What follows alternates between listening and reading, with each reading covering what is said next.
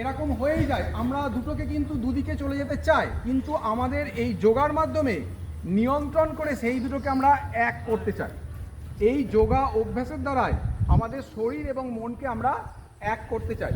এছাড়াও যোগার আরও অনেক সুফল আছে, যেরকম হচ্ছে যে যোগা করে আমরা স্বাস্থ্য ভালো রাখতে পারি, মনঃসংযোগ বাড়াতে পারি। ঠিক আছে, অনেক সময় দেখা যায় যে আমাদের মন খারাপ বা মনটা এলোমেলো হয়ে যায়। সত্যি আমাদের মন অত্যন্ত চঞ্চল, বিভিন্ন দিকে বিভিন্ন জিনিসের প্রতি মন আমাদের চলে যায়। সেই চলে যাওয়া মনটাকে আমরা ঠিক যেটা করতে চাই সেই দিকে আনতে চাই এই যোগার মাধ্যমে। অর্থাৎ যোগা করে আমরা নির্দিষ্ট লক্ষ্যে মনোসংযোগ করতে পারি। যেমন একটা উদাহরণ বলি, আমরা পড়াশোনায় মনোনিবেশ করার ক্ষেত্রে যদি যোগা করে তারপর আমরা পড়াশোনা শুরু করি তাহলে পড়াশোনাটা ভালো মুখস্থ হবে।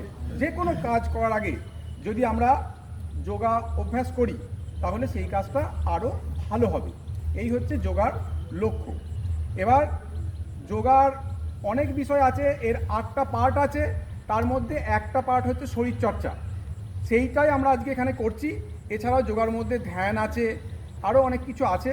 তো যাই হোক, ধ্যান প্রাণায়াম সবই আছে, কিন্তু আমরা যোগার মাধ্যমে আজকে যেটা আমরা করছি সেটা হচ্ছে শরীরচর্চা, অর্থাৎ স্বাস্থ্য ভালো রাখার জন্য আমাদের শরীরচর্চা। প্রাণায়ামটাকে শেষ করি।